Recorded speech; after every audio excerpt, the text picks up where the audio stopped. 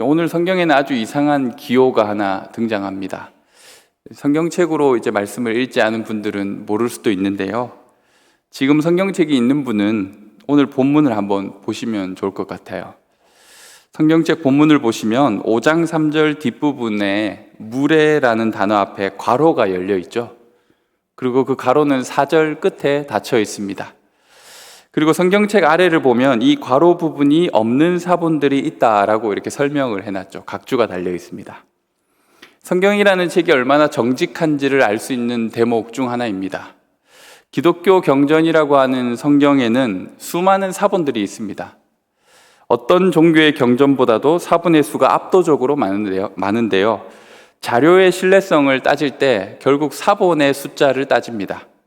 그 사본의 수가 많다라는 것은 그만큼 그 자료가 신빙성이 있다라는 거죠. 기독교의 성서학자들은 아주 성실하게 그 많은 사본들을 비교하여서 이 초기 원문이 무엇이었을까를 분석하는 겁니다. 그리고 그것을 아주 정직하게 성경에 표시까지 해놓았습니다. 우리 성경에도 표시되었듯이 가령 오늘 본문처럼 이 부분이 다른 사본에는 없기도 하다 이렇게 안내해 주는 거죠. 그럼 어떤 사본에는 왜 이 내용을 뺐을까? 그런 궁금함이 들지 않습니까? 성경에 이런 허무맹랑한 미신을 실어서는 안 된다고 생각하는 사람들이 그 내용을 뺀 건 아닐까요? 이 괄호 안의 내용은 그 당시 베데스다라는 못에 있던 속설을 소개하고 있습니다. 내려오는 전설 같은 거죠. 그 내용은 다음과 같습니다. 많은 병자들이 못 주변에서 물의 움직임을 기다립니다. 이는 천사가 가끔 못에 내려와서 물을 움직이게 하는데 움직인 후에 가장 먼저 들어가는 자가 어떤 병에 걸렸든지 낫게 된다라는 것입니다. 베데스다 못에 가끔 간헐천이 솟아나서 물이 움직이곤 했는데 그 특별한 순간에 천사가 못에 내려왔다라고 생각한 겁니다.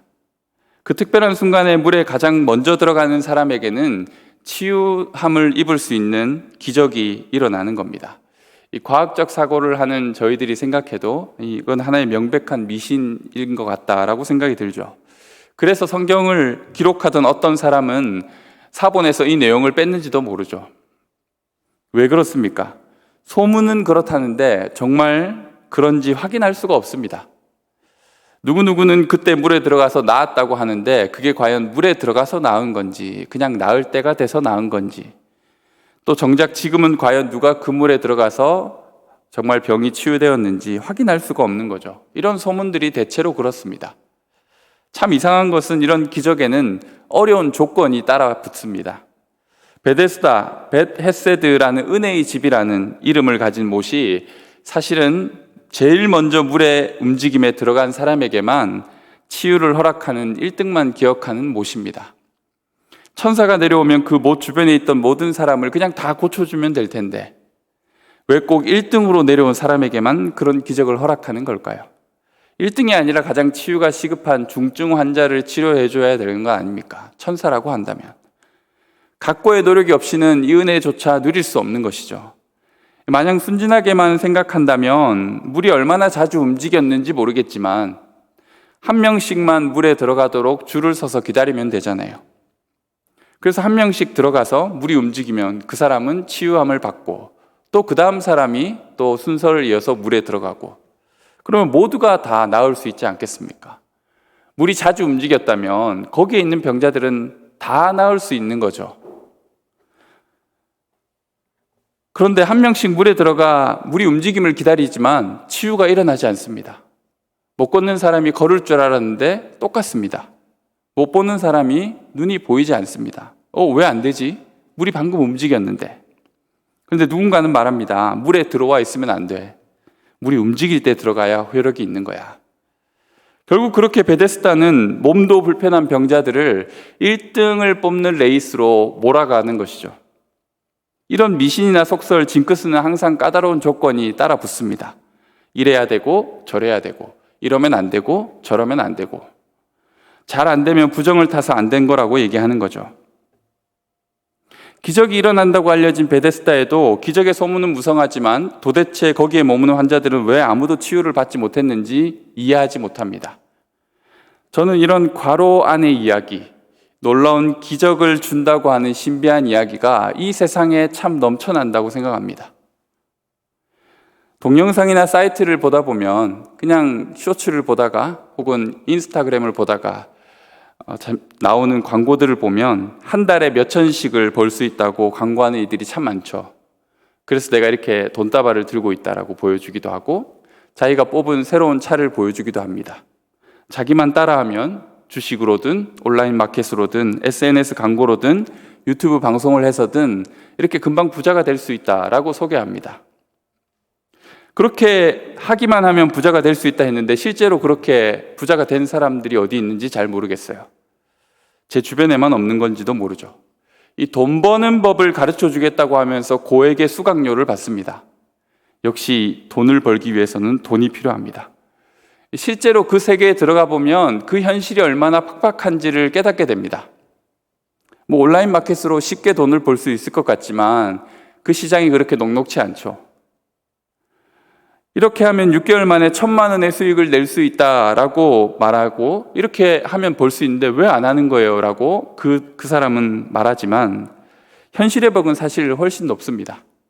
물이 움직일 때 제일 먼저 들어가는 사람은 모든 병이 낫는다라는 기적만 믿고 그 목가에 자리를 폈는데 그의 현실은 어떻습니까? 떠나지 않는 병을 38년째 안고서 그 못을 떠나지 못하고 있는 거예요. 1등으로 정해진 조건을 충족시켜야만 작동하는 은혜. 내가 그 1등이 되기도 힘들고 혹여 1등이 되었다 할지라도 정말로 그런 기적을 경험할 수 있는지 알쏭달쏭한 거죠. 가볍게 아주 쉽게 부와 명예, 성공을 얻을 수 있다고 말하지만 실제 그 방법은 남들보다 앞서는 1등이 되면 돼 라고 가르쳐 주는 거예요. 부자가 되는 것 정말 쉬워요. 다른 사람보다 돈을 더 많이 벌면 돼요. 이렇게 쉬운데 왜 다들 가난하게 살까요? 이런 허무맹랑한 이야기를 들으며 우리 또한 성공의 신화를 꿈꾸는 거죠. 그래, 나도 부자가 될 수 있을 거야. 하지만 정작 1등이 되는 법은 잘 안 가르쳐 줍니다. 물론 제가 그런 모든 강의나 코칭을 비난하는 것은 아닙니다. 정말 새로운 비즈니스를 찾는 사람들에게 좋은 아이디어를 줄 수도 있겠죠. 하지만 사실은 그만큼 엄청난 노력과 대가가 없고는 그런 결과를 도출할 수 없다는 것을 속이면 안 되는 거죠. 쉽게 되는 일이 없다는 것을 이야기하지 않고 마치 쉽게 이렇게 성공할 수 있다라고 말한다면 그것은 한 면만 이야기하는 거죠. 이 베데스다 못은 철저하게 능력에 따라 보상을 지급하는 이 세상의 원리와 비슷합니다. 1등이 되면 그에게는 치유의 보상이 주어진다라고 하니까요. 매번 그들만의 레이스가 펼쳐지지 않았겠습니까? 물이 움직인다. 그러면 사람들은 뛰어갔겠죠. 그러면 그 중에 한 명은 1등이 되어서 치유의 능력을 경험하고 그렇게 한 명씩 점점 줄어들어야 할 텐데 행각 주변에는 환자들이 너무나도 넘쳐납니다. 무엇을 잘못했기에 고침받지 못하고 있는 걸까? 성경은 이 못이 어디에 위치하고 있다라고 소개하고 있습니까? 양문 곁에 있다라고 합니다. 양문이 어딜까요? 예루살렘, 이스라엘의 수도였던 예루살렘, 그 성전이 있던 곳에 제사를 드리러 가던 많은 사람들이 제물로 바칠 양이나 소를 데리고 들어가던 문이 있었어요. 거기에 양문이라고 합니다. 그 옆에 못이 있었습니다. 이 못은 아마도 로마식 혹은 그리스식 목욕탕 혹은 온천이라고 볼 수 있습니다. 당시 의료기술이라는 게 전무하던 시대지 않습니까? 그래서 크고 작은 병을 온천을 통해 치유하려는 기대가 있었습니다. 그래서 그 못 주변에는 수많은 사람들이 함께 하였던 거죠. 아무튼 이 못이 예루살렘 성전 가까이에 있었습니다. 하나님을 예배하고 그분을 찾는 성전은 결국 그곳을 찾는 사람들의 마음은 무엇입니까? 인간이 가진 한계와 문제를 신을 통해 도움과 해결을 얻고자 하는 것 아닙니까? 그래서 많은 사람들이 재물을 가지고 성전을 향하였죠. 그런데 베데스다는 그와 유사하지만 다른 방식으로 해결을 제시합니다. 종교가 뭐가 필요하나라고 말하는 사람들이 있습니다. 아프면 병원에 가면 되고, 돈 없으면 일해서 돈 벌면 되고, 마음이 힘들면 상담받으면 되고, 외로우면 친구 사귀면 되고, 교회에 가지 않아도 잘 살 수 있지 않나. 굳이 성전까지 양을 끌고 들어가지 않아도 베데스다만 잘 찾아도 내 문제를 해결할 수 있지 않을까. 거기서 1등이 되면 내 문제가 해결되니까. 하나님은 종잡을 수 없는 분이라 나의 기도에 어떻게 응답할지도 모르겠고, 종교는 어차피 그런 딱 떨어지는 해법을 주지 않는 것을 알기 때문에 우리는 쉬운 방법을 찾아보려고 하죠. 종교는 이렇게 하면 해결됩니다 라고 말하지 않습니다. 교회는 그렇게 말하지 않습니다. 내가 원하는 것을 얻는 방법을 여러분에게 그 쉬운 길을 가르쳐 주지 않습니다. 제가 교회 열심히 나오면 취업 돼요? 라고 묻죠. 교회 나가면 부자 돼요? 제가 몸이 좀 아픈데 교회 나가면 몸이 안 아플 수 있나요? 그럼요. 11조 생활도 철저히 하고 교회 봉사도 한 가지 이상 하면서 주일 예배도 나오고 수요 예배까지 나온다면, 그렇게 한 번도 빠지지 않고 오신다면 그런 일이 반드시 이루어질 겁니다. 성경은, 주님은 그렇게 말씀하시지 않습니다. 내가 부단히 노력하면 그런 기적이 주어진다라고 성경은 말하지 않는다라는 거예요. 성전은 베데스다와 다릅니다. 성전은 신앙의 1등에게 상을 주는 그런 장소가 아니에요. 하나님을 가장 잘 믿는 1등을 뽑아서 그에게 상을 주는 곳이 아니에요. 보통 그렇게 말하는 곳은 10중 8구 2단이나 사이비일 경우가 많습니다. 그들에게 구원을 주겠다고, 하늘로부터 오는 놀라운 복을 주겠다고 말하며 헌금을 강요하고 그들의 물질과 시간을 다 투자하라고 하죠. 교주를 향한 충성도를 얼마나 잘하는지, 얼마나 헌신하는지에 따라 경쟁을 붙이고 그들의 헌신에 따라 줄을 세웁니다. 그리고 1등에게는 더 좋은 보상을 주는 것이죠. 이단이 하는 짓이 바로 이런 행태입니다. 여기도 어떤 의미에서는 허황된 기적을 파는 베데스다의 원리가 작용하는 것이죠. 분명 베데스다는 그 이름값을 못하는 곳이지 않습니까? 은혜의 집이라고 했는데 은혜가 종체 보이지 않습니다. 거기에는 진짜 능력이 없습니다. 치유의 능력이 없습니다. 성전 근처에 있지만 성전과는 전혀 다른 방식의 해법을 제시하는 베데스다는 세상과 닮아 있습니다. 저는 오늘 본문을 보면서 이 베데스다의 행각과 그 못에 들어가 있는 많은 병자들을 보면서 이 세상을 축소해 놓은 것 같다는 생각을 했습니다. 세상은 여러 다양한 방식으로 우리에게 해결법을 제시합니다. 돈을 많이 버는 법, 좋은 직장을 고르는 법, 사람을 어떻게 걸러내야 하는지, 연애를 잘하는 법, 어떻게 세상을 즐기며 살 수 있는지, 건강하게 사는 법은 무엇인지, 손해보지 않는 것은 어떻게 해야 하는지, 통쾌하게 복수하는 법은 어떻게 해야 하는지, 이 수없이 많은 해법이 세상에 넘칩니다. 이 모든 것이 무엇을 향하고 있습니까? 행복하게 살 수 있는 법을 가르쳐 준다라고 하는 것이죠. 그런 해법을 찾아 많은 사람들이 모여들고 줄을 섭니다. 베데스다에 오랫동안 번호표를 뽑고 기다리는 것처럼 말이죠. 정말 실력 있는 병원은 예약하지 않고는 진료조차 할 수 없지 않습니까?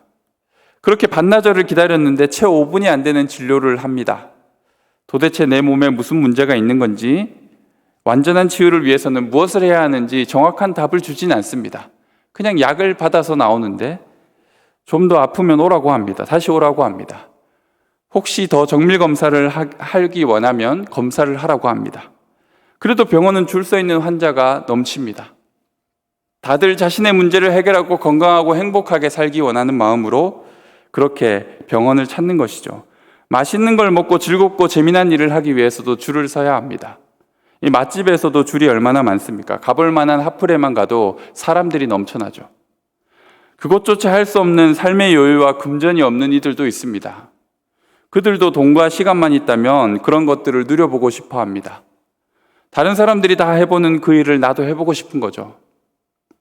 연휴가 길어지면 공항에 사람이 꽉 들어찹니다. 행복을 위해 비행기에 몸을 실는 여행자들이 얼마나 많습니까? 취업을 하기 위해 우리 청년들이 얼마나 각종 자격증을 갖추고 또 여러 시험을 준비하고 면접을 위한 스터디를 가집니까? 한두 명을 뽑는 그 자리에 얼마나 많은 사람들이 몰려듭니까?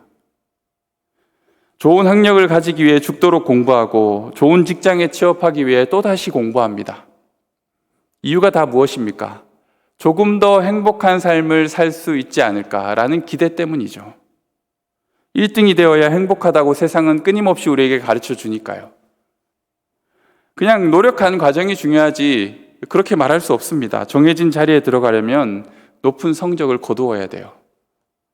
우리 인생은 베데스다의 연속인지도 모릅니다. 바라는 행복에 대한 이상은 모두가 큰데 경험하고 있는 한계와 문제가 참 많습니다. 소수만이 그 행복에 도달하는 것 같아요. 그런데 도달했다고 여겨지는 그들 또한 그 행복이 그리 길지 않습니다.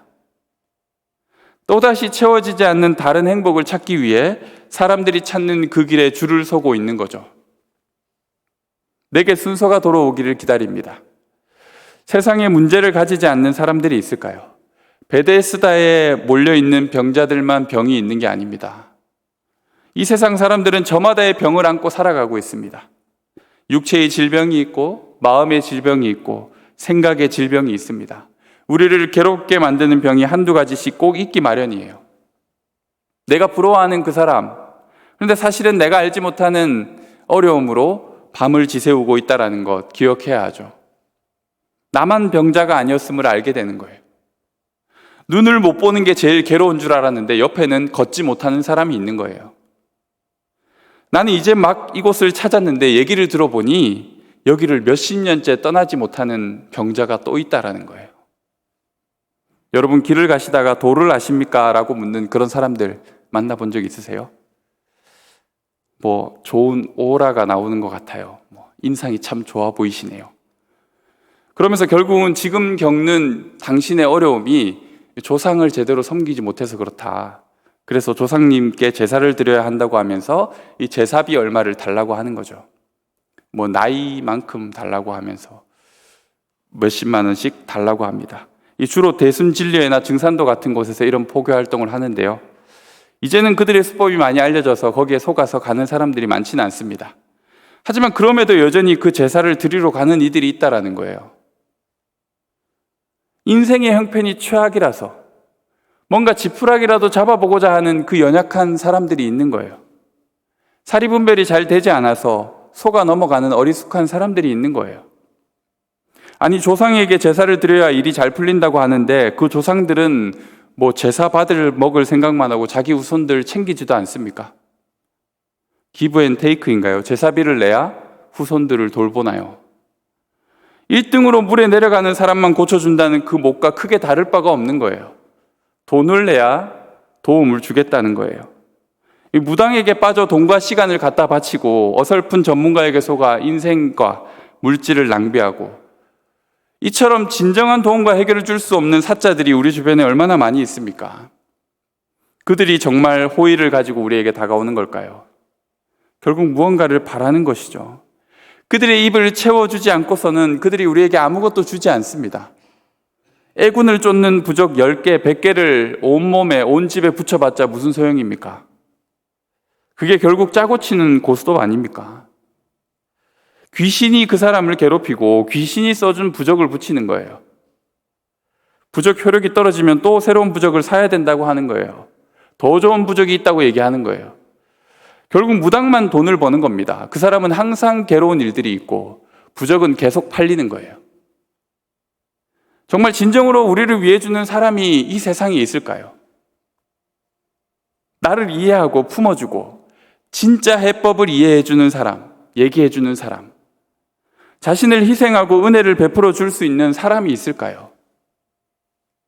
은혜의 집이라 불리는 베데스다에서 은혜가 아니라 1등만 기억하는 이 더러운 세상의 논리를 발견하는 우리에게 진정한 은혜와 자비를 경험할 수 있을까요? 정말 나에게 해답이 되어줄 수 있는 이는 어디에 있을까요? 이것이 세상을 살아가는 우리의 근본적인 질문 아닙니까?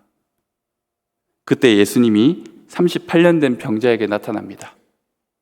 여기서 중요한 포인트는 그가 이런 만남을 위해 무언가를 준비하고 있었다거나 간절함이 있었다는 게 전혀 아니라는 거예요. 심각한 게 그는 예수님이 누군지도 알아보지도 못합니다. 예수님을 만나려고 애를 썼던 사람이 아니라는 거예요. 그냥 예수님이 그를 찾아왔습니다. 그리고 그를 바라보셨어요. 주님의 시선이 그를 향했습니다. 그런데 여기서부터 은혜의 역사가 시작되는 거예요.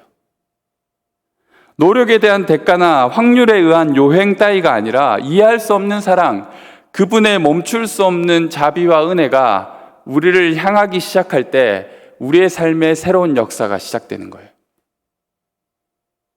1등만 살아남는 치열한 삶의 현장 베데스다, 그 많은 병자들 가운데 예수님이 나타나셨어요.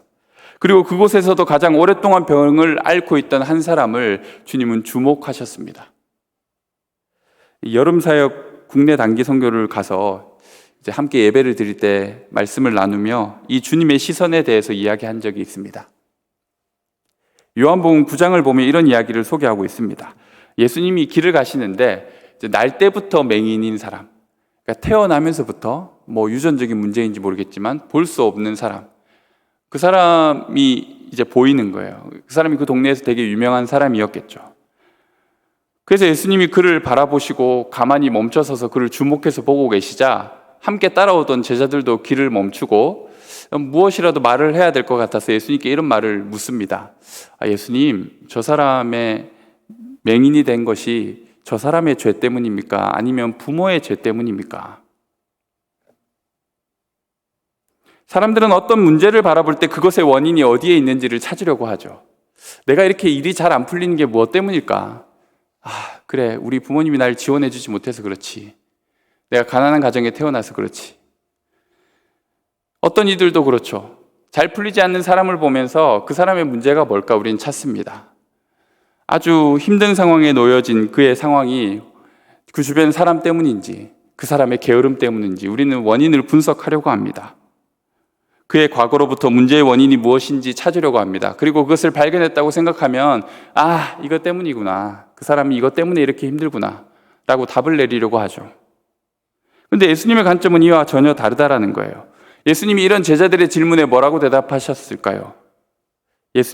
예수께서 대답하시되 이 사람이나 그 부모의 죄로 인한 것이 아니라 그에게서 하나님이 하시는 일을 나타내시고자 함이라. 과거에 매여 있는 사람들의 관점과 달리 예수님은 그에게 일어날 미래의 영광과 소망을 보고 계셨던 거예요. 예수님이 그 사람을 한참 동안 쳐다보았던 게 어쩌나 불쌍한 마음으로 보고 있었던 게 아니라 그 사람을 향한 하나님의 소망의 계획, 그 사람을 향한 하나님의 영광의 비전을 보고 계셨다라는 거예요.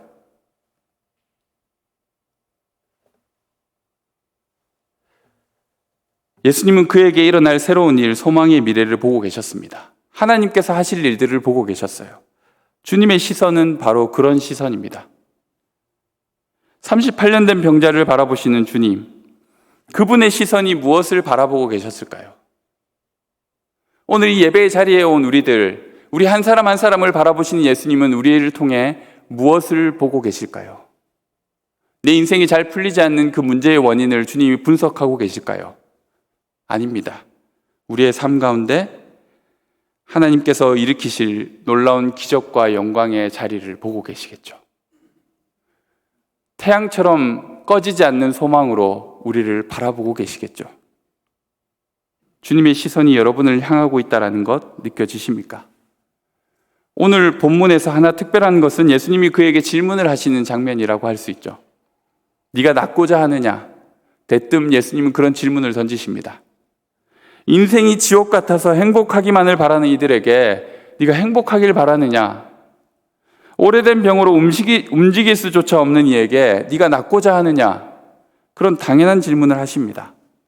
지금 이분이 내 상황을 몰라서 그러는 건가? 그런데 정반대로 너무 잘 알기에 묻고 있는 거예요. 이 질문이 정말 중요한 질문이었다는 사실을 알 수 있는 것은 그가 어떤 대답을 하는지를 보면 알 수 있습니다. 낫고자 하느냐라고 묻는데 그가 어떤 대답을 합니까? 주여, 물이 움직일 때 나를 못에 넣어주는 사람이 없어 내가 가는 동안에 다른 사람이 먼저 내려가나이다. 동문서답을 하고 있죠. 이 베데스다의 신화에서 그는 여전히 묶여 있는 거예요.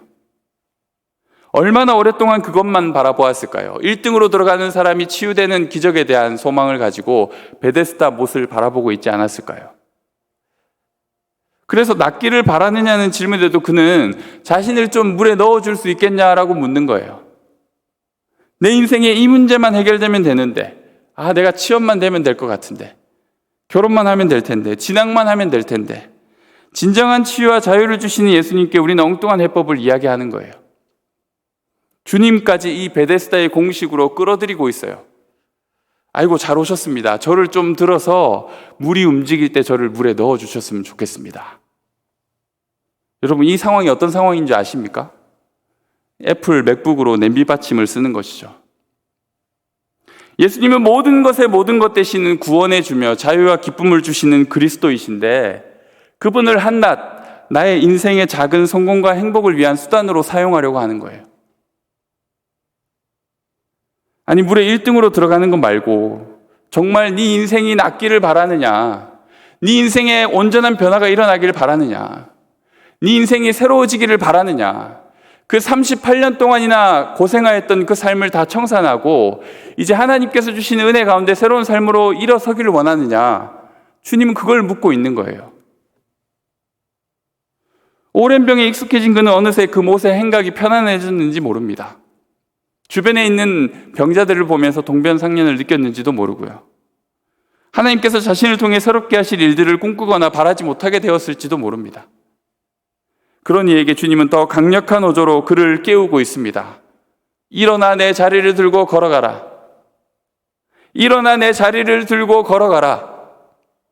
38년을 중풍병에 움직이지 못하던 그에게 하나님의 말씀이 그에게 주어진 거예요. 단 하나의 말씀이 그에게 주어졌어요. 일어나 걸어라. 베데스다의 공식에 사로잡혀 살아가던 자신, 행각에서의 삶이 익숙해졌던 그에게, 과거의 자신에게 주저앉아 있던 그에게 주님은 일어나 걸어라고 말씀하십니다. 일어나 내 자리를 들고 걸어가라. 이제 그 자리 이제 치우자.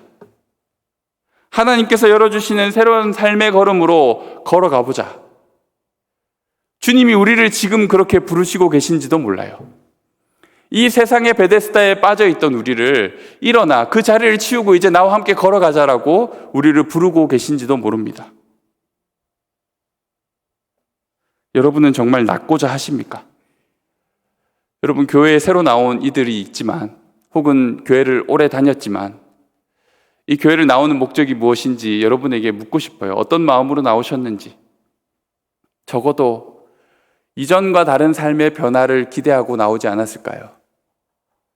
뭔가 기대하는 바가 이루어지기를 소망하는 마음이 우리에게 다 있지 않습니까? 주님께서 나를 통해 바라보시는 새로운 현실, 하나님의 역사를 기대하고 계십니까? 이전과 다른 구원의 삶, 생명이 넘치는 인생을 바라고 계십니까? 베데스다를 벗어나 우리는 주님의 집 성전에 나왔습니다. 유사 성전인 헛된 기적을 약속하는 그 못이 아니라 진짜 기적, 완전한 구원과 치유를 허락해 주시는 하나님 앞에 나온 거예요. 십자가로 우리를 구원하시고 새롭게 하시는 이 성전 안에서 주님의 은혜를 바라며 나온 거예요. 아니, 이미 먼저 하나님이 여러분을 보고 계셨는지도 몰라요.